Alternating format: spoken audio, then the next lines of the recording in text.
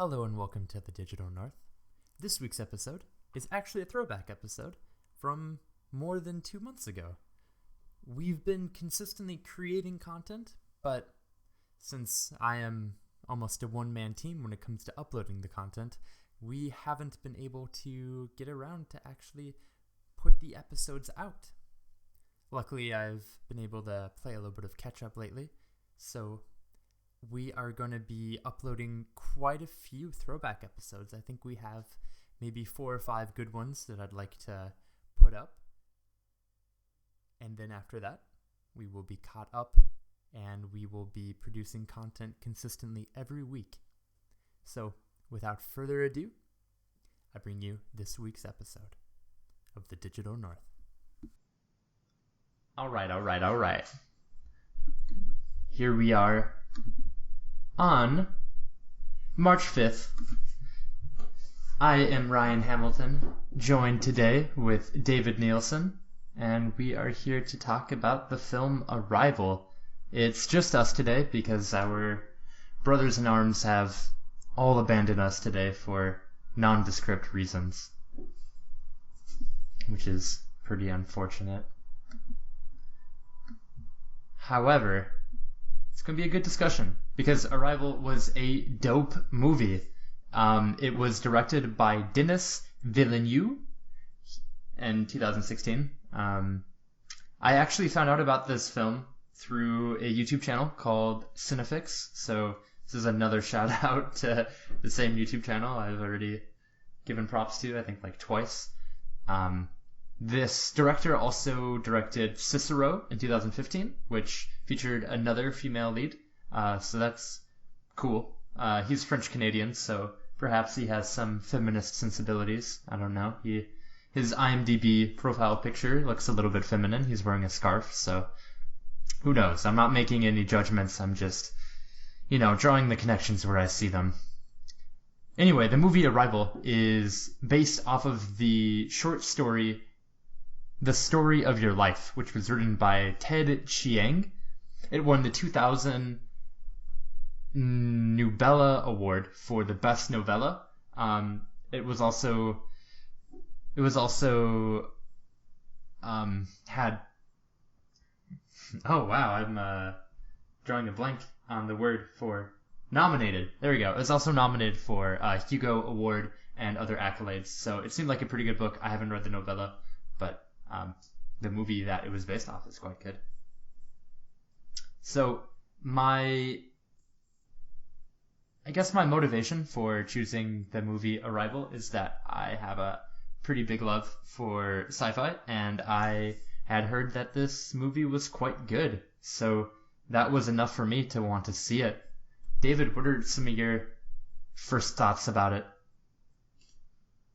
I thought it was pretty good. It wasn't exactly what I expected from a sci-fi movie.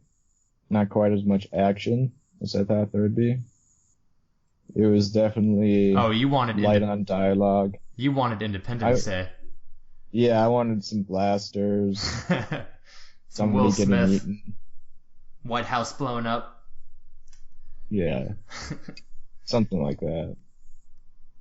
But yeah, overall I enjoyed it. I watched it with David Edwards, and he was quite big fan of the movie. Right on. But yeah, I definitely enjoyed the acting and stuff. I thought the dialogue was Forrest Whitaker's part could have been better. He played it well, but it was a standard guy with authority who doesn't understand what's actually going on and won't explain to you why he's making the decisions he's making. Kind of like a classic Forrest Whitaker role, really. Yeah. So that kind of made me feel like there were 2 or maybe 3 characters in the whole movie, if you include 4, Abbott and Costello. Spoilers, I cried when that happened. Did you cry? No, Oh, okay. but I could have. I got very close. If they Um, would have been more human-like aliens, I probably would have. yeah. But I'm racist. Raise your hand if you cried at the end of the movie. Okay, that sounds good. Um, have you read the movie Slaughterhouse-Five? Read the book? No, Wow. Sorry, it's been a long day already. Have you read the book Slaughterhouse-Five? I have not. Um, okay, well, hopefully someone listening will, and they will understand this reference. And don't spoil it, but Listen, Louise Banks has become unstuck in time. I think that's one of the first lines from the book, so I don't think I spoiled too much. I also really recommend that book. It's beautiful. Um, yeah, my thoughts on the movie are that I really, really liked it. I didn't really think about Forrest Whitaker's role, but I agree with that. It's kind of a standard Forrest Whitaker role about, him being in charge, not understanding what's going on. I mean, the film at its core is about communication, so it makes sense that really the only people who Luis has any form of good communication with are, the other leads, whether it's Abbott and Costello or Jeremy Ritter. I always forget his name. The guy who played Deadeye in the Marvel films. I would get you out of this, but I have no idea. Oh, should have looked this up before. Sorry, everyone. IMDb Arrival. Let's check it out. Full cast. It is Jeremy something. I'm quite sure. Jeremy Renner. Jeremy Renner. Sorry, man. That took me like 5 seconds on Google. Jeremy Renner. And see, I didn't even remember his name, Ian. I should have remembered his name since it was written on a whiteboard, and he had said it several times. But, I mean, the fact that she was really only able to have a meaningful connection with, him and the aliens makes sense when the movie is predicated upon quality understanding through dialogue and through conversation. And so that was pretty telling. I thought it was also, I don't know, I thought it was important that she was a woman and almost everyone else was a man. You had like some women in the linguist team that she was a part of, and she spoke to her mom on the phone. But I mean, other than that, pretty much everyone else is a man in this movie, and I thought that was pretty telling that like it takes someone with a different mind, like someone who has a different point of view to be able to, save the world. And so I thought that was pretty cool. I thought that was meaningful. I didn't really notice it. I thought it was pretty funny at the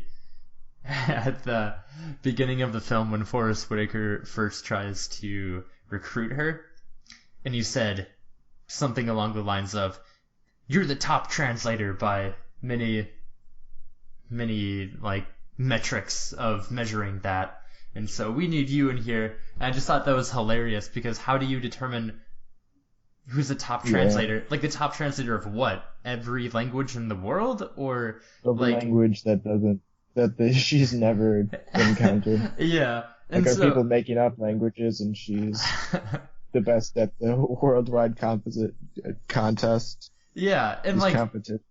Yes. I imagine that studying linguistics would help you with the general framework of, how language works generally, and how you would maybe be able to learn a different language, and, that makes a lot of sense. But like she won some award for like a Farsi translation, and then she was lecturing about, I think, ancient Greece and the Greek language with her class, and then, I mean, she spoke Chinese fluently, and it's not that that's impossible. I just Maybe she just learned it later in her life. Learned what? Chinese. I guess. Okay, yeah, and then she was able to translate it. Yeah. I just thought that was a funny line. You're the top translator.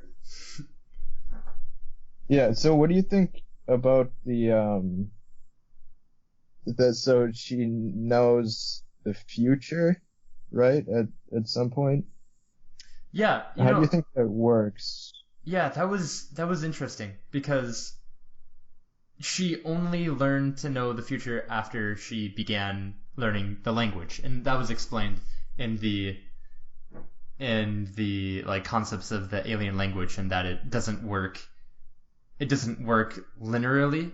It is cyclical, and because of that, when you become fluent in that language or near fluent, you are able to basically see time non-linearly. So that it was only after that she was able to um, like pull things from the future, like what to say to the Chinese general, and the fact that she was gonna marry Ian, and they were gonna have a daughter who was gonna die of cancer, and she decided to have the daughter anyway.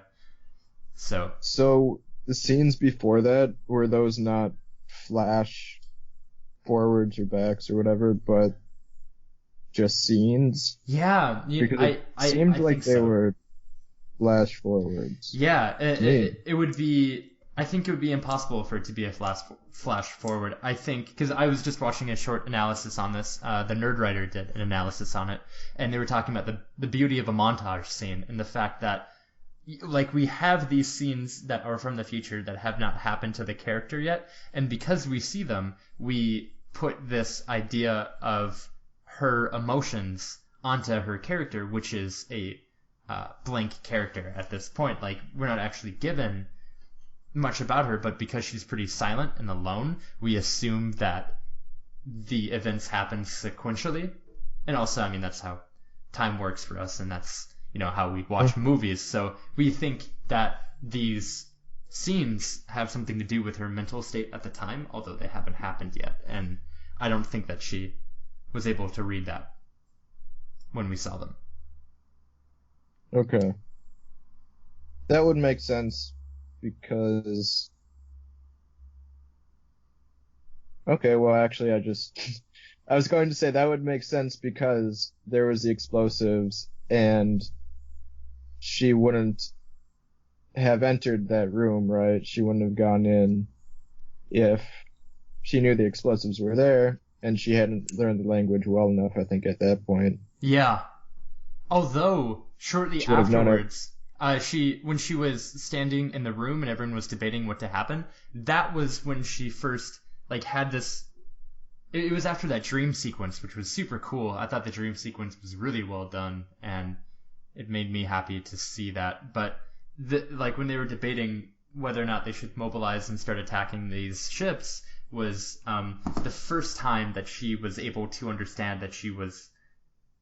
I don't know. I don't know if she understood that she was going to see the future, but she like had this idea that she was going to be able to communicate with the aliens using their own language, and that was why she went up to the ship alone to talk to them, because it was only after the explosion, I think, that she was able to access this ability to see the future.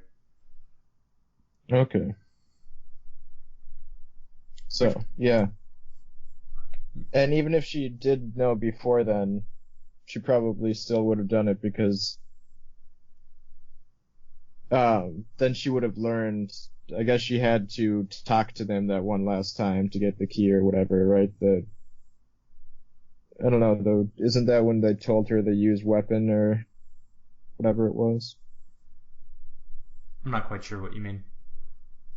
I don't remember all that well when they told her certain things and when she interpreted certain things. Use weapon. Yeah, sorry. They said Yeah. use Was that weapon right before the C4 went off, right before the okay? plastic So that exploded. is the same one. Yeah.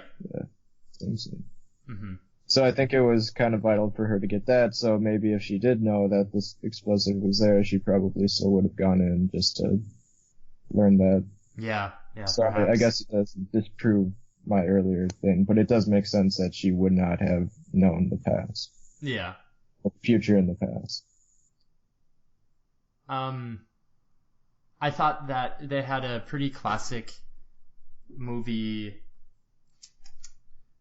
I don't know, concept, I suppose, of really obscuring the ships at first before we were able to see them go up into the ship, and obscuring the monsters for the aliens for almost all of the film, which is a classic, like monster movie, an alien movie tactic, where when you don't show the entire alien or the entire monster, it makes it a lot like scarier or a lot more gripping because you want to know what it looks like and because your imagination takes over and fills in the blanks. And so I thought that was well done. They had a few other just like classically clever and well done movie tactics, which I appreciated.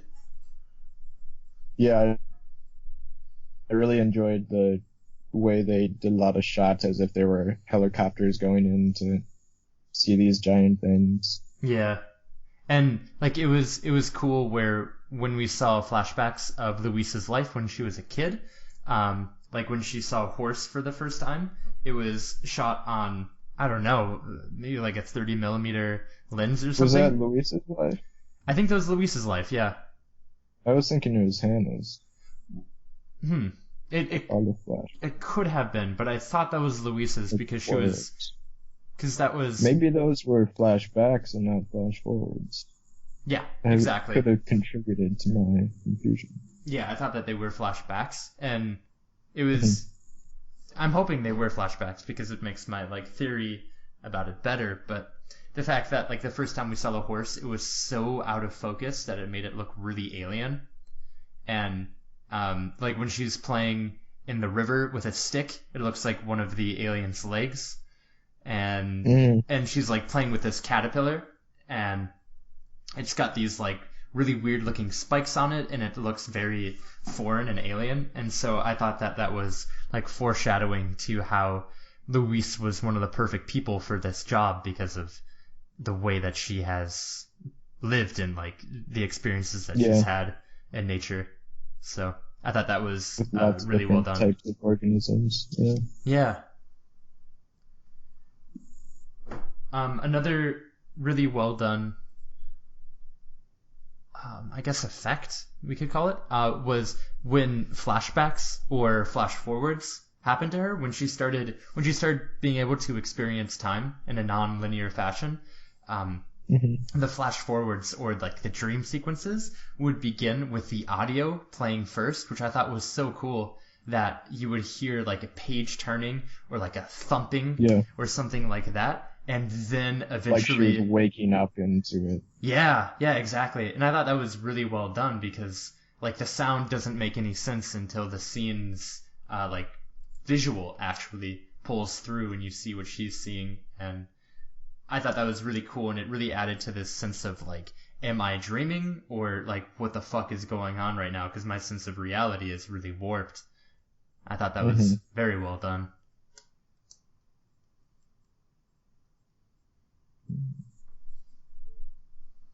So this language of theirs, it ended up being a lot more complex than what I thought originally.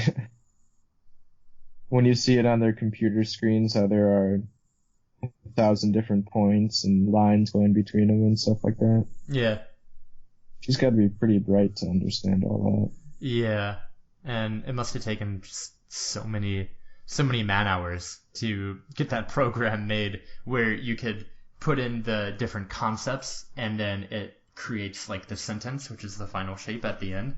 Like I imagine that would be so hard to get that correct where, you know, they're not just making a shape that makes no logical sense in the alien's mind. Yeah. I can see how a sentence could be written circularly because there are a lot of languages that have like verbs and nouns, subjects and objects switched all around. So if you had two different ways that you could write something, then you could easily write a just circular sentence. Yeah. That made sense. It's also kind of conceptually difficult to understand because, you know, Nate is a pretty big explorer of those circular poems. I forget what they're called. Not like infinity poems, but basically a poem that's written on a piece of paper And Mobius poem. Mobius poems, yeah, like a poem written on a Mobius strip, and Yeah. because there's no beginning and no end, where you begin reading it will change kind of the overall message of the Hmm. poem. And I imagine the language would be that way too, because like, I mean, just because it's circular doesn't mean it doesn't have a beginning or an end, because it's most of them aren't attached. But you would also need to know where the sentence began, right? Because like if you Maybe. started if you thought that the beginning of what their clause was halfway through, and then you read it from that, it would be really very difficult to understand them correctly. There could be differences in how the words are phrased, like different types of verbs or something that are used in the two different senses. So if you started it at one point, you'd be like, oh, it's this type of verb, so I know that I started at a different point than what I might normally think I did. Yeah, that's true. And I guess like if the sentences are written the same way forward and back, you could just center the one shape that doesn't repeat, or like the one idea that doesn't repeat, and assume that's the middle one. And so you could like center that and then begin from either side, and it would give you the same message. Yeah, I guess it's not the same thing as a Mobius strip. I thought it was really cool though. I don't know. I don't think that they purposefully did this, but whenever you have like a disaster movie, or like specifically a monster or an alien movie, it makes joining the military seem like such a fun idea.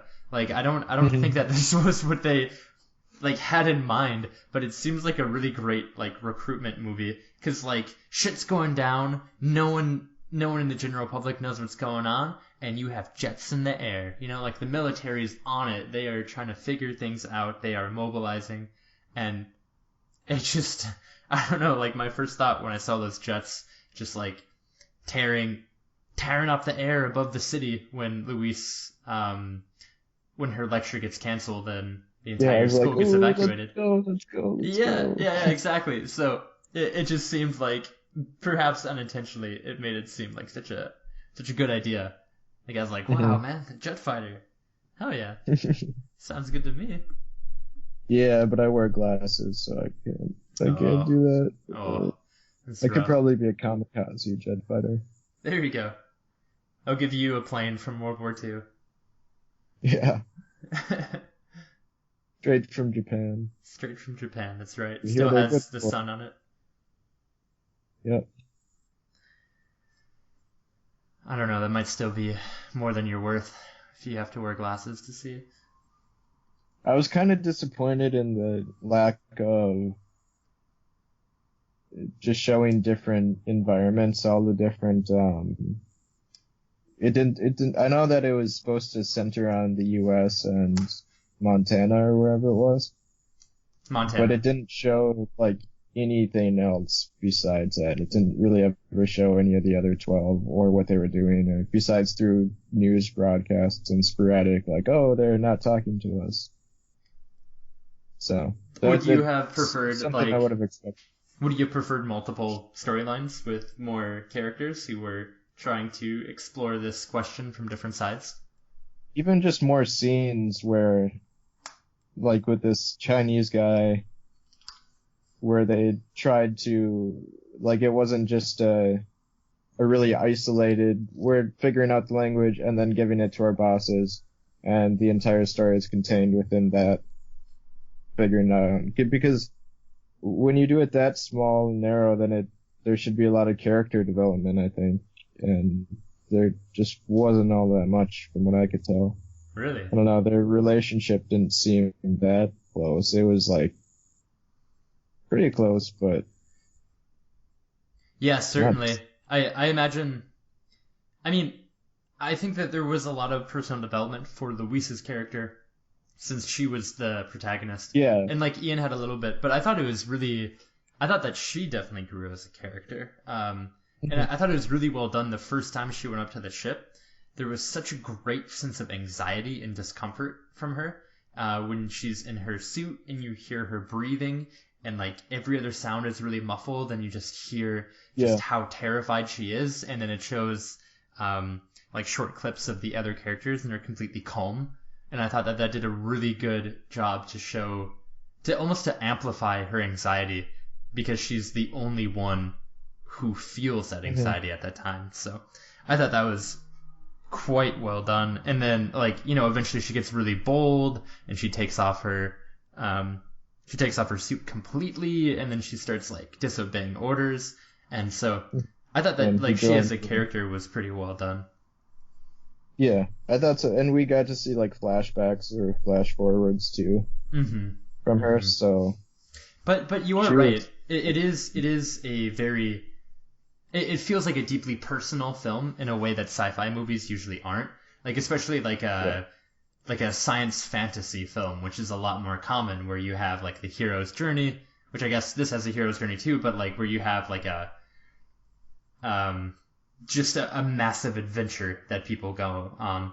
Basically, it is a fantasy story just told in a sci-fi setting, whereas this is kind of high sci-fi by its definition, you know, like alien contact, trying to figure out ways Hmm. which people will be able to deal with that.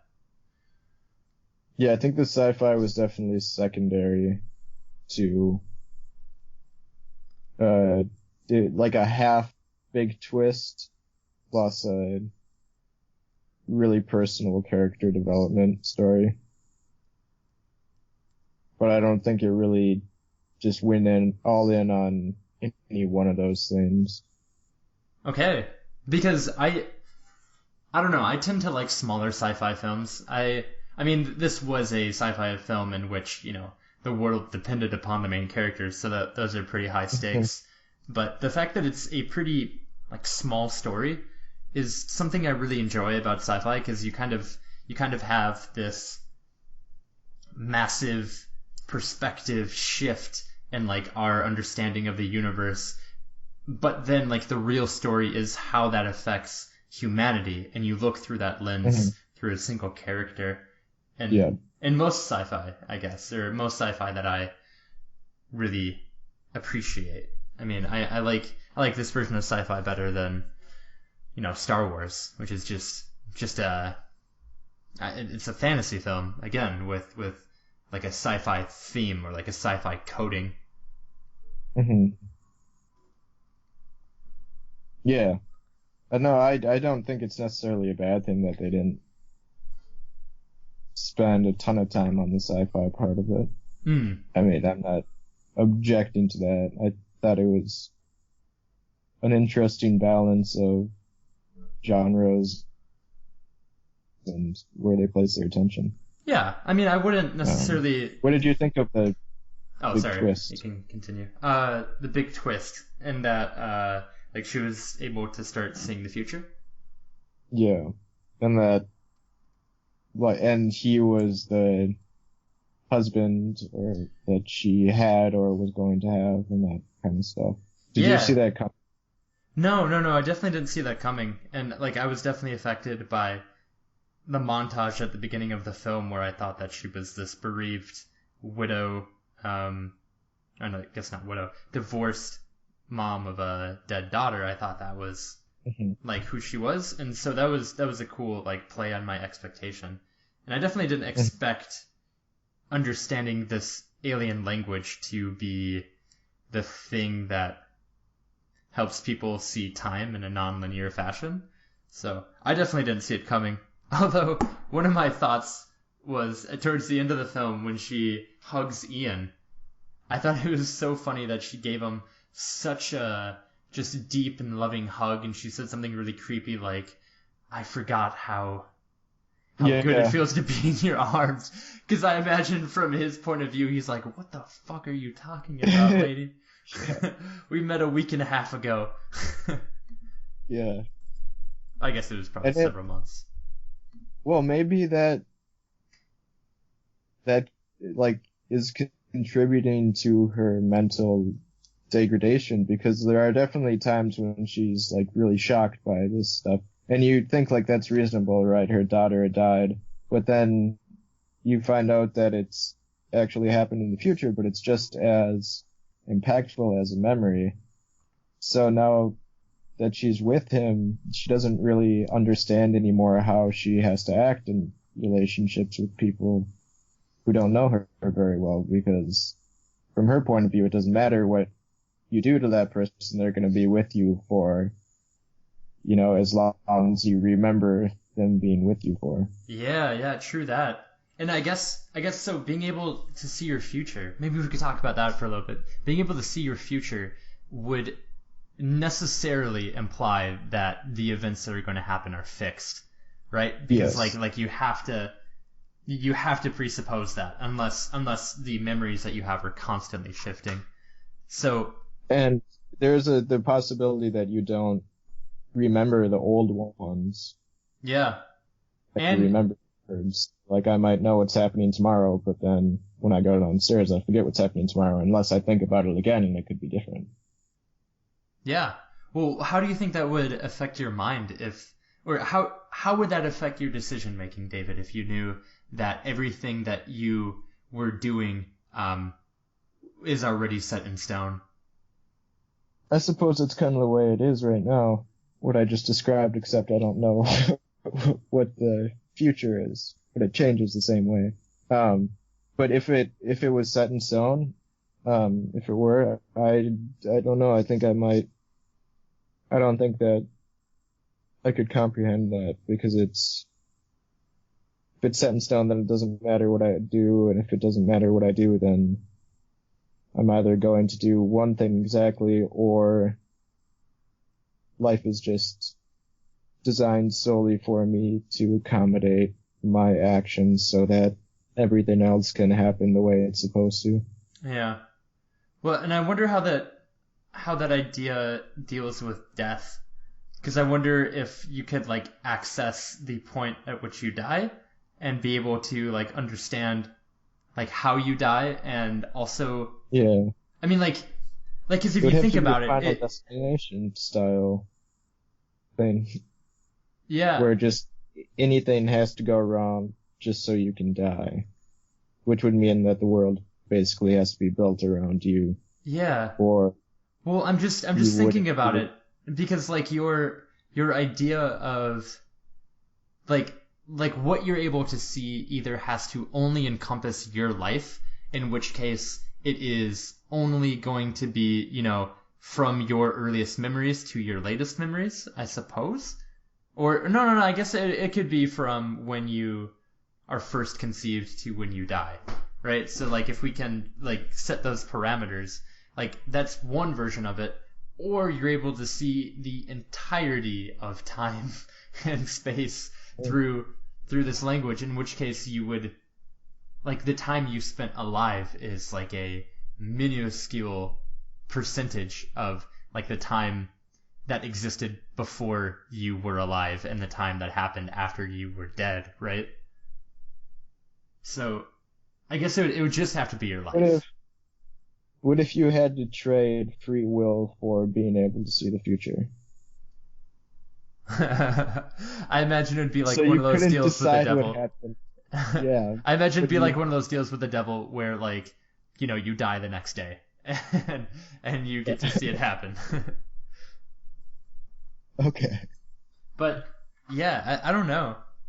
I imagine having this ability that you get from learning this language would, I don't know, for a lot of people lead to a real sense of calm.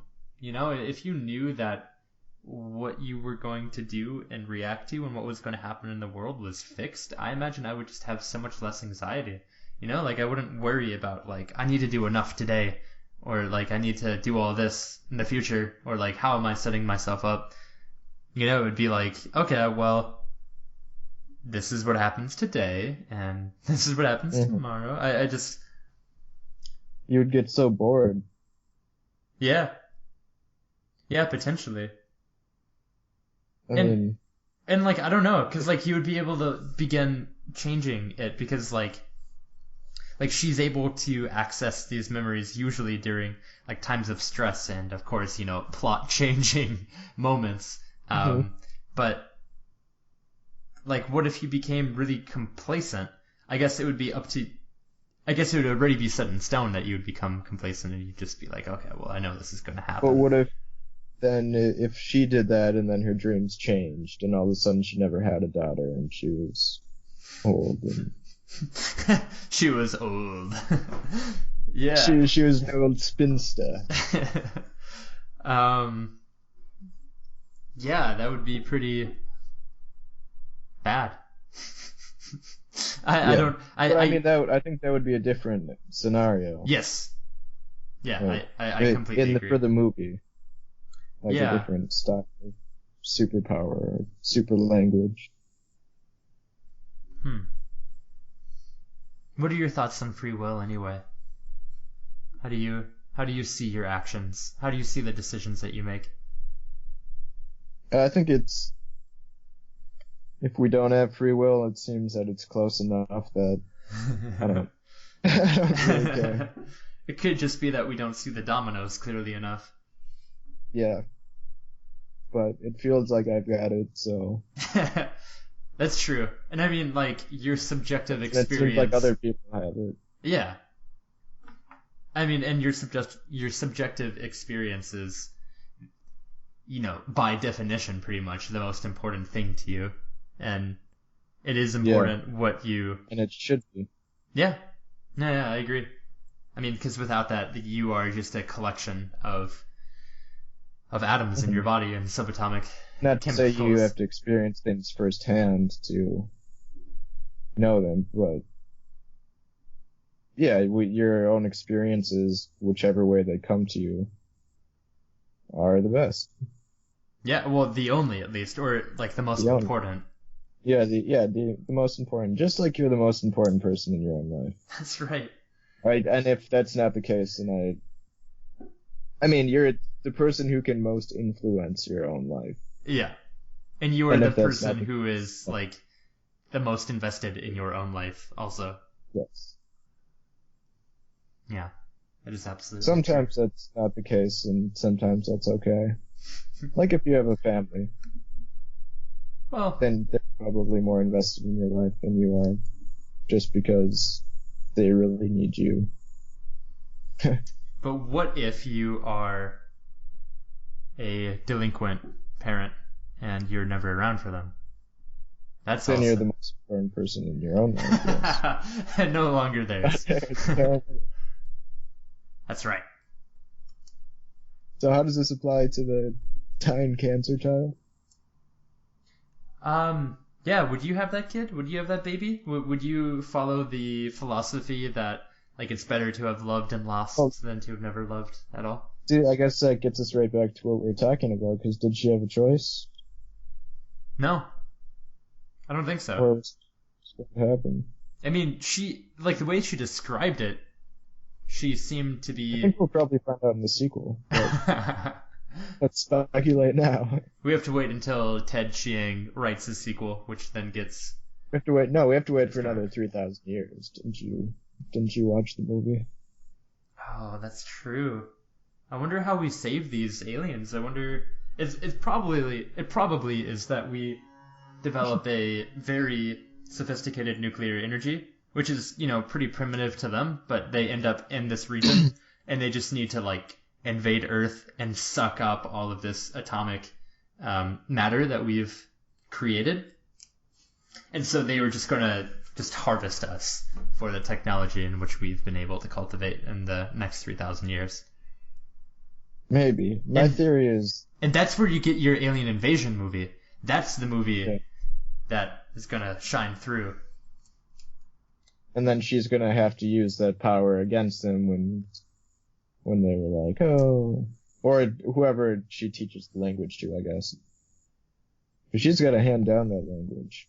Yeah, well, I mean, she wrote a textbook. So...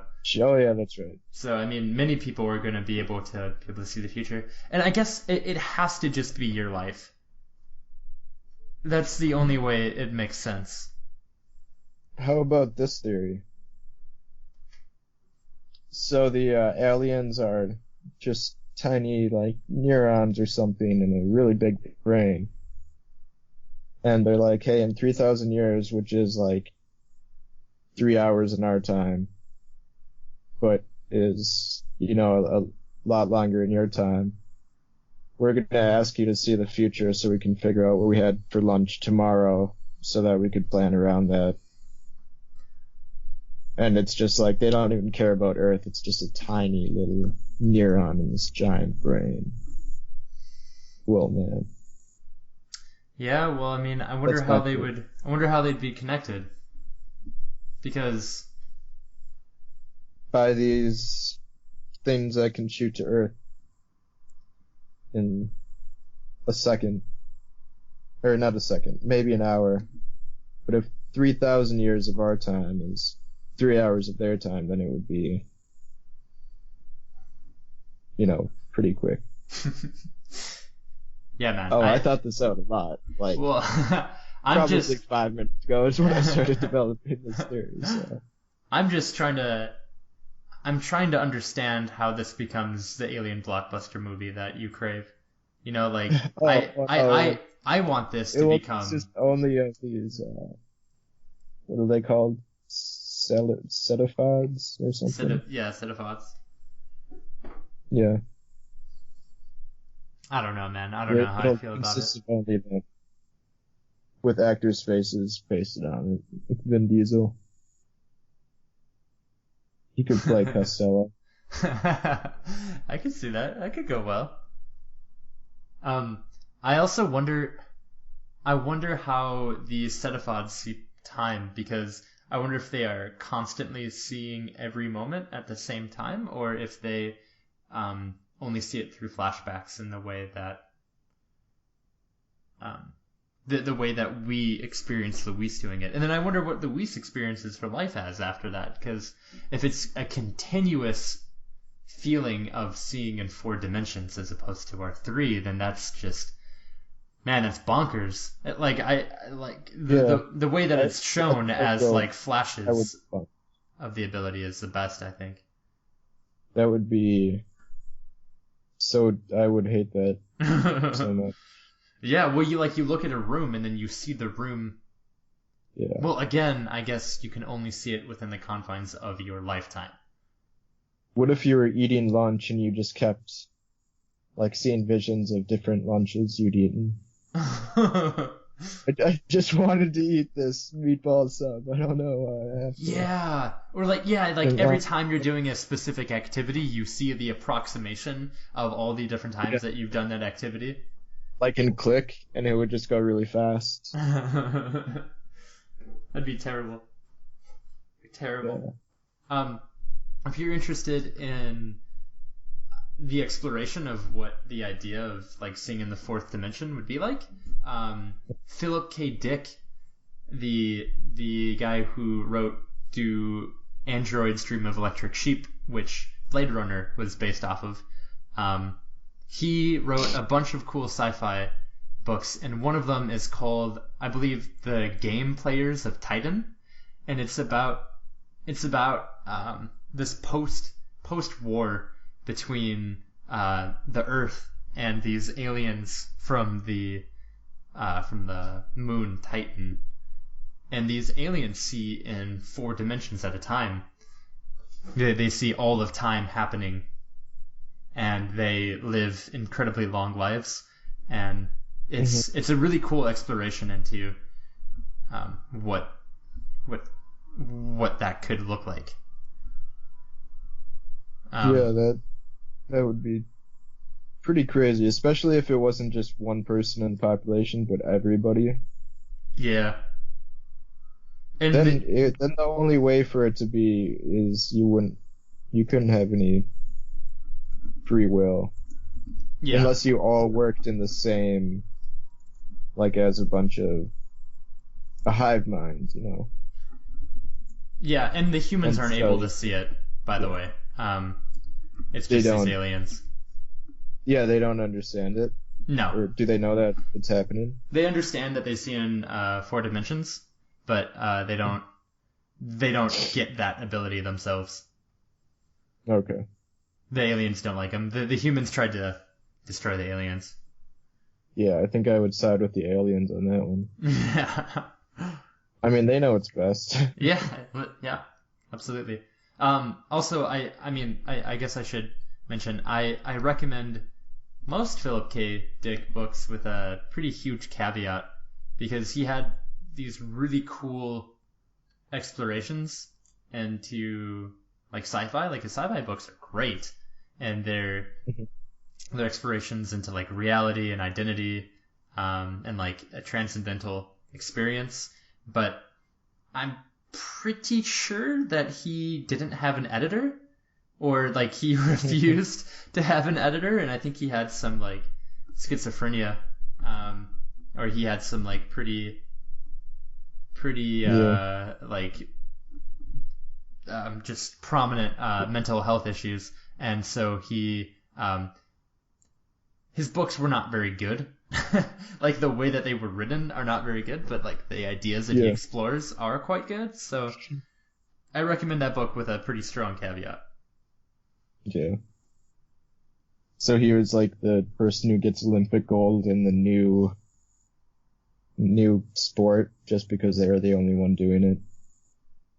Yeah, he's like I like how a lot of people don't really like Bob Dylan, but he was the first one doing what he was doing. But we're from Minnesota, so we have to. Yeah, even though he was here until he was like 8 or 10 or something in this tiny town. We still claim him. Yep. Yeah, just like that. Philip K. Dick is like America after snowboarding became a official global winter sport, and we just dominated because no one else knew what snowboarding was for like 3 or 4 Olympics. Yeah. Hey, we preserved that lead in baseball for quite a while now. Hell yeah. And softball. Yeah. Are we still winning in basketball two of the most too? boring sports ever created. Yeah. I don't know. Basketball, I don't know. I don't know. Is softball more boring than curling? Curling is at least short. True that. It's like I'm not a big fan of darts, but it doesn't last that long. Yeah, that's true. And they don't go... Sometimes they play baseball, but they don't go 12 innings. Oh, man. I believe baseball is golf is. Actually, golf is a boring sport. Yeah, golf is pretty boring. I mean, like when you're a pretty serious player of golf, I imagine it's pretty exciting to see the elite do it. But and fuck that. I feel the same way about baseball too, though. Like baseball is so boring to watch unless you're in the stadium because the tickets are just dirt cheap. Yeah, we might want to get back on track before before we name one of the 10 other sports that we haven't shit on. Yeah, chess is probably pretty boring to watch too. Oh yeah. Yeah. Football, baseball, soccer, basketball, handball. Handball's exciting as fuck, man. No, handball is intense, but I think I'm probably just saying that because Norway's women team is just super dominant in handball, so I kind of have some allegiance towards them.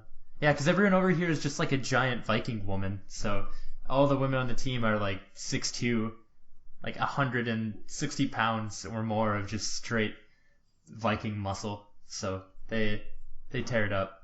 They're good.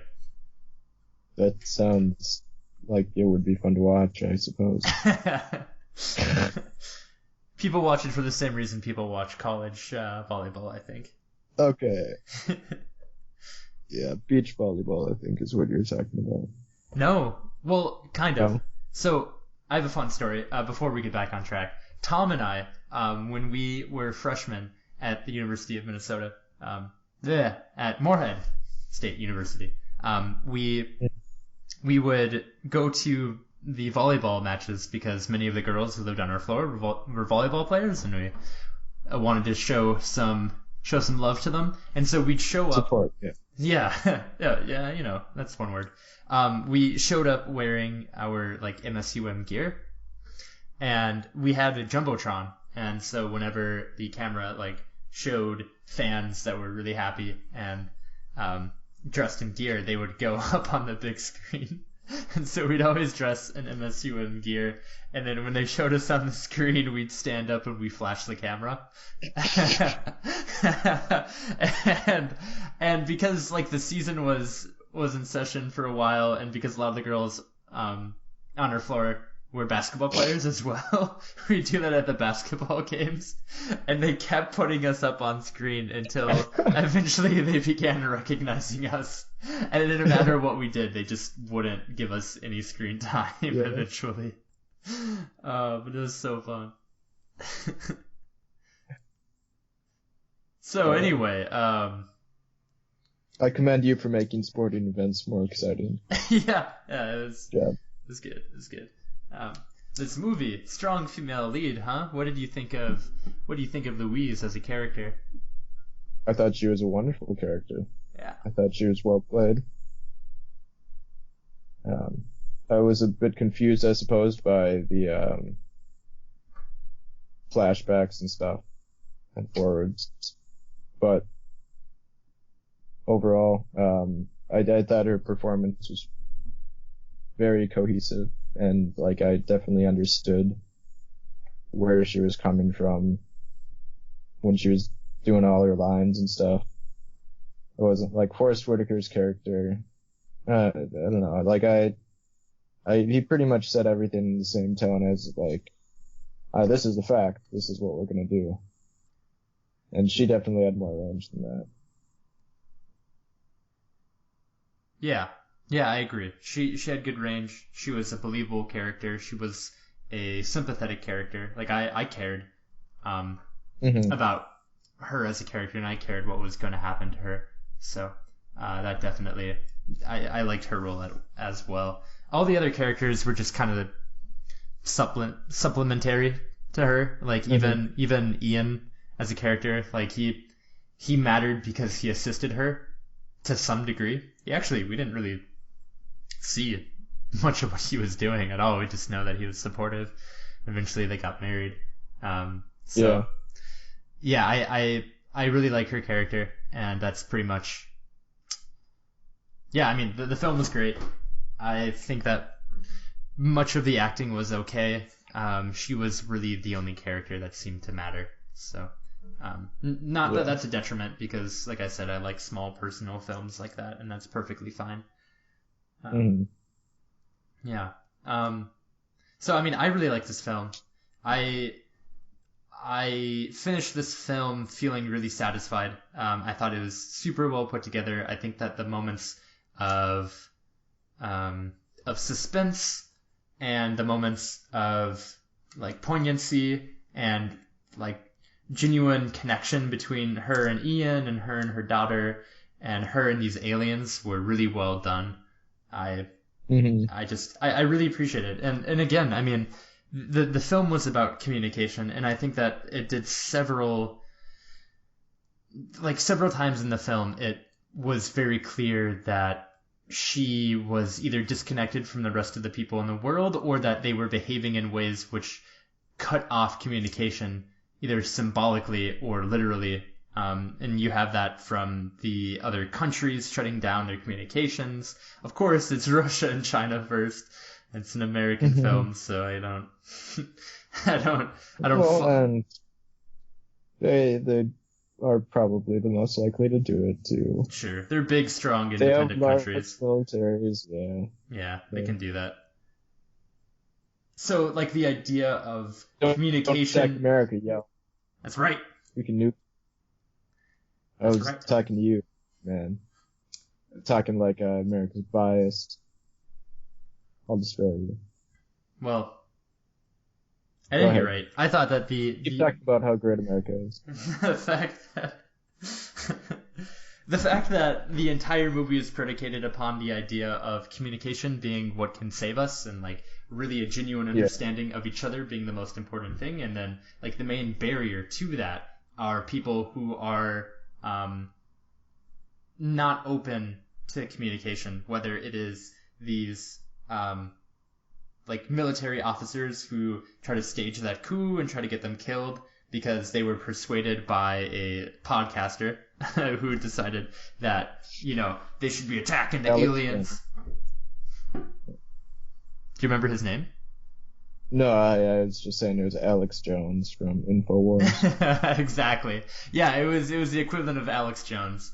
So I really liked that the main villain is not necessarily one person, but it's the idea that you can't like a lack of understanding is the damning thing here. Yeah, I thought that was kind of refreshing in the sense that yeah, they're not fighting the aliens, but then again, it was like they're kind of fighting the not communicating thing, which is a common enemy in like sitcoms.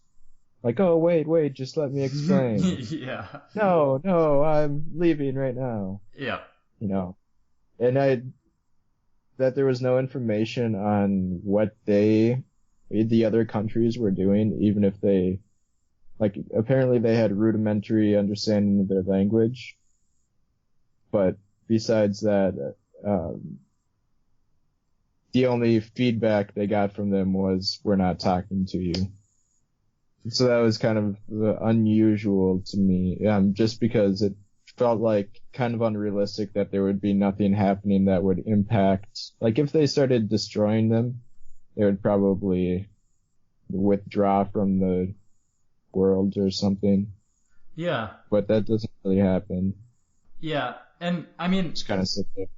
I guess what I've been thinking about is when you compare it to a sitcom is like sitcoms and, for instance, the movie Big Lebowski really thrive with the idea of like dramatic irony where the audience knows things that the other characters don't. And so like pieces of the plot are shown to just some characters, but the audience knows exactly what's happening.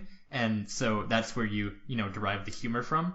And I thought it was really interesting that the drama and the tension that you get is because we are mostly seeing this film, or almost entirely seeing this film, through the perspective that Luis has.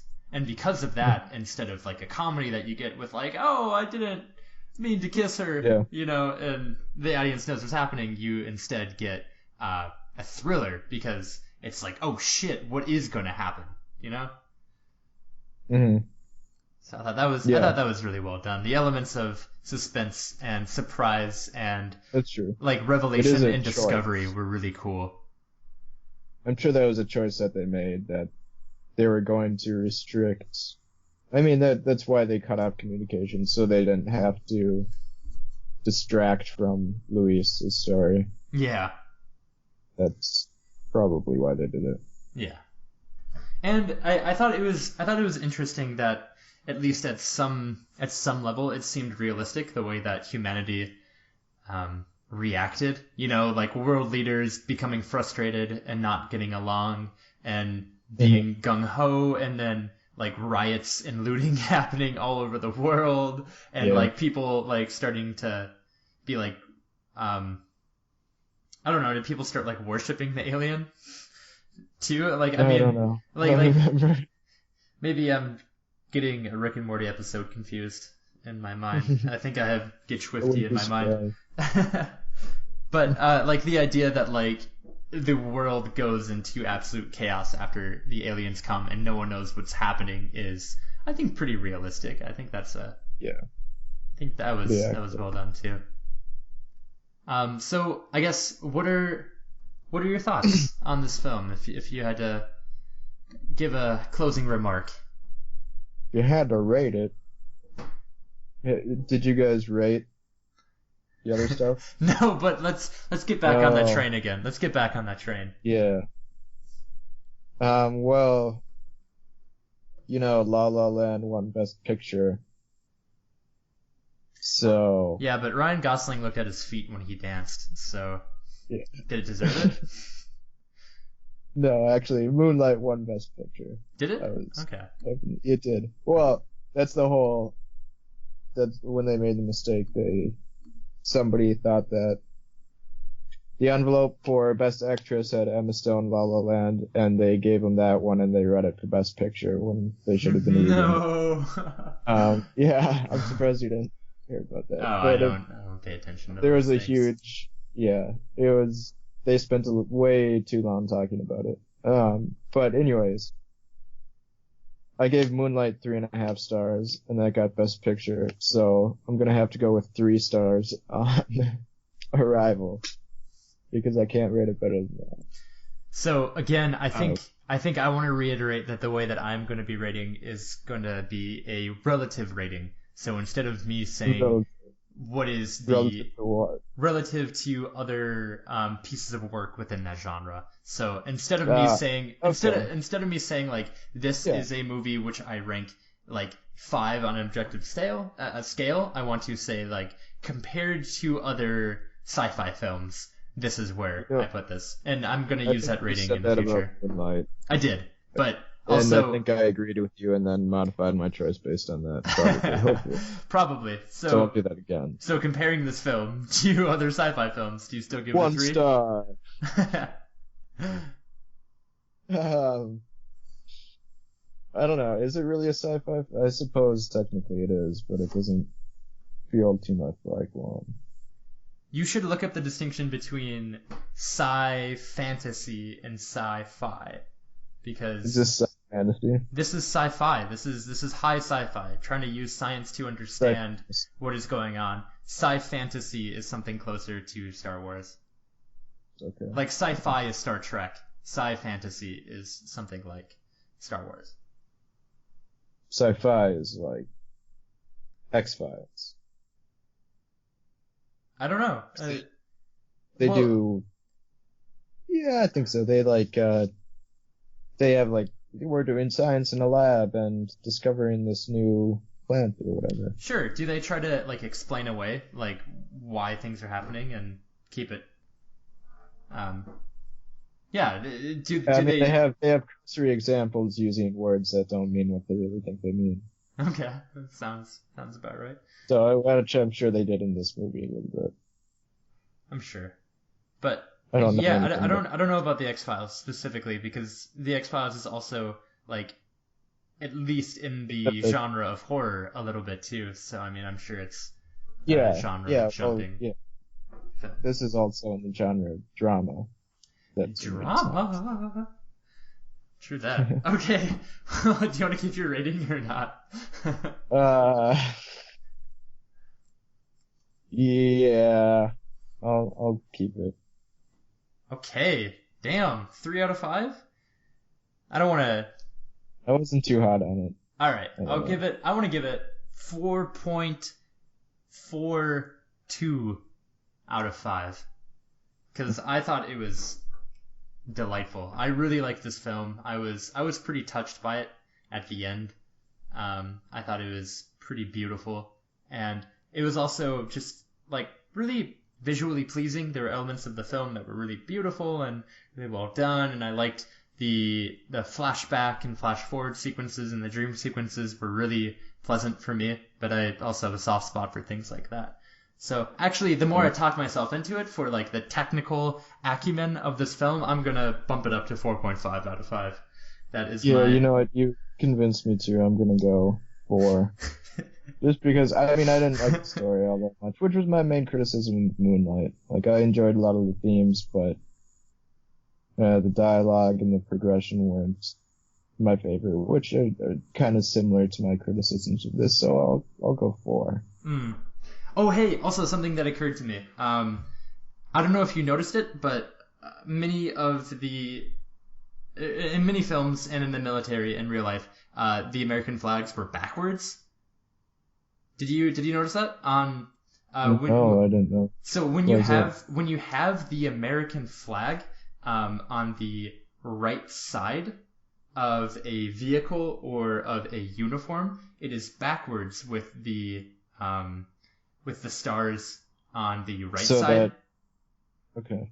And it is to look like as if it were a flag that were waving in the air as if you were moving Yeah. forward.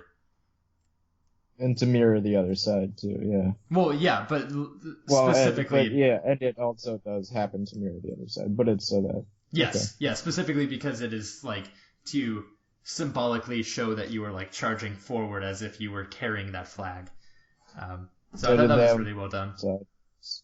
Or do they have them the right way? They had them the correct way. They had them Correct. the real way.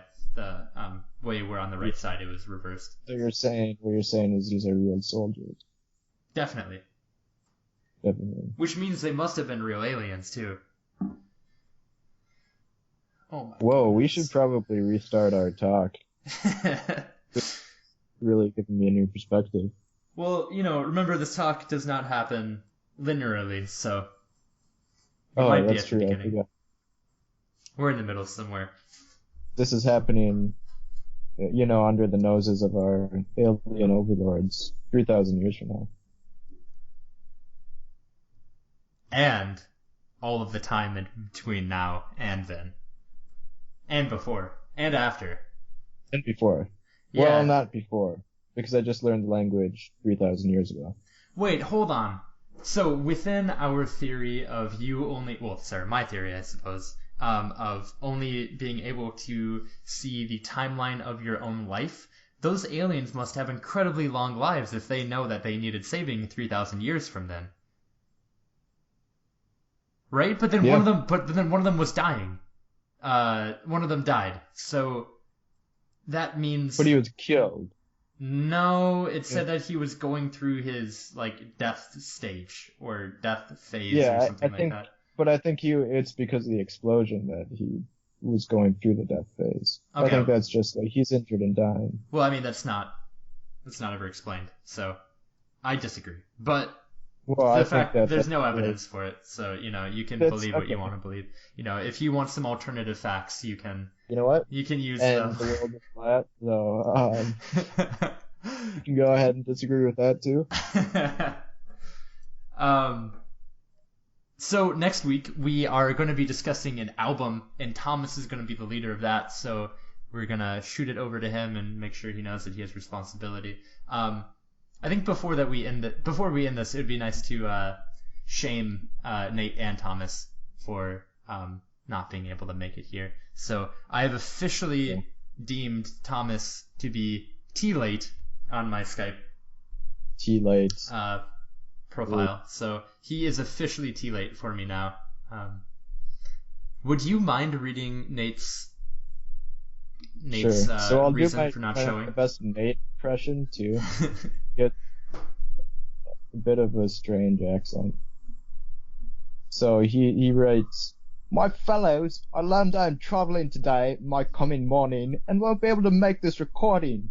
I should have posted earlier today, but it slipped my ever-seething mind. My apologies." So there's a half British, half Australian accent, because he grew up in both, actually. Yeah, he did. He split his time between both of them. He did. And his accent. And his mind. And his mind. He had half brain transplants, actually. Half of his brain is koala, which speak the same that Australian people do. So. That's true. Well, thank y'all. Thank you, David. It's been a good talk.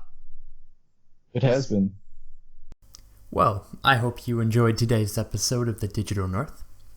If you enjoyed this episode, make sure to check us out at curiousmagnet.com to listen to all of our episodes, as well as the rest of our content.